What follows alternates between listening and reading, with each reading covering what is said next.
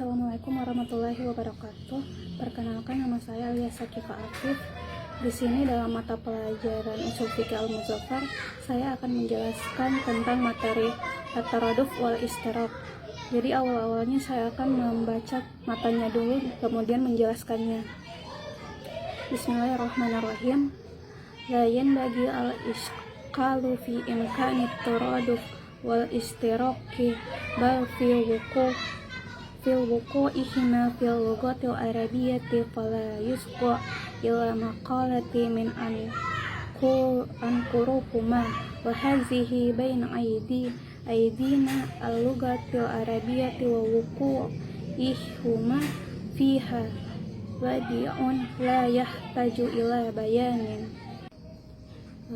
Jadi di sini itu dikatakan bahwasanya tidak ada iskalan dari kemungkinan adanya kata mustarok di sini pada setiap bahasa, bahkan dalam bahasa Arab sekalipun iskalan tentang istarok itu sering terjadi dan tidak ada satupun yang mengingkarinya di dunia ini.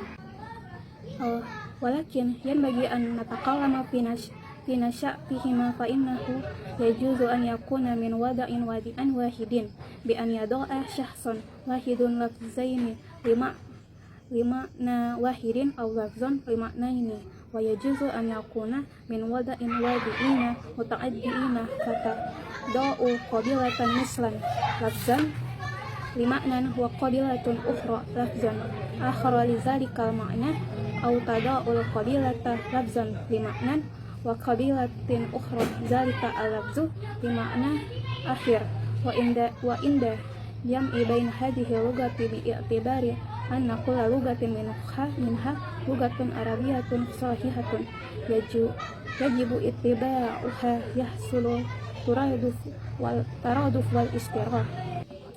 Jadi maksudnya di sini itu adalah seperti seseorang yang meletakkan satu lafaz itu kepada dua makna, atau bisa saja ada banyak makna yang dia ingin letakkan, tapi bisa saja lafaz yang dia katakan itu di kabilah lain maknanya itu lain, akan tetapi dalam beberapa hal bahasa itu tetap ada atau sama. Nah, kemudian dari sini itu timbul pertanyaan, apakah boleh satu lafaz itu yang diucapkan seseorang itu terdapat banyak makna di dalamnya? Nah, jawabannya itu tidak bisa, karena satu lafaz itu ketika kita ucapkan atau kita gunakan hanya bisa mewakili satu makna dan tidak bisa mewakili dua atau tiga makna sekaligus dalam satu waktu. Nah, di dalam masalah ini penggunaan kata mustarok itu ketika kita gunakan maknanya itu harus nyambung dengan apa yang kita maksud. Nah, dan dia itu tergantung juga terhadap qorinahnya. Apabila qorinahnya itu tidak ada, maka kata itu juga termasuk ke dalam kata yang mujmal. Jadi apabila qorinahnya tidak ada, maka itu termasuk ke dalam kata yang mujmal.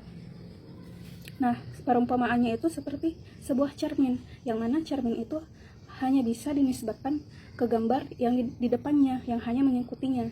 Jadi ketika kita melihat sebuah cermin, yang kita lihat itu hanya gambar yang ada di depannya, bukan gambar yang bukan semua gambar yang ada terlihat atau terpampang di dalam cermin tersebut. Nah, ketika seseorang itu melihat ke cermin, maka penglihatan itu hanya tertuju kepada satu gambar.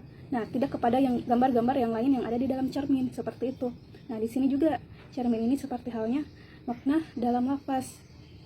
Nah, di dalam lafaz apabila kita mengucapkannya, maka hanya terlintas ada satu makna di dalamnya, bukan dua atau tiga makna sekaligus.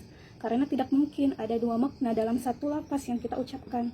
Nah, karena alasan lain juga menyebutkan bahwasanya karena satu wujud itu tidak mungkin menerima banyak tinjauan dalam satu waktu. Jadi seperti dia cermin, mustahil di dalam cermin itu kita melihat semua gambar yang ada di dalam cermin. Tidak seperti itu, karena ketika kita melihat cermin, kita hanya tertuju pada satu gambar saja, bukan pada semua gambar yang terlihat di dalam cermin tersebut. Jadi mungkin ini penjelasan dari saya.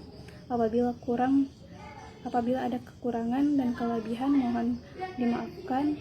Wabillahi taufiq wal hidayah. Wassalamualaikum warahmatullahi wabarakatuh.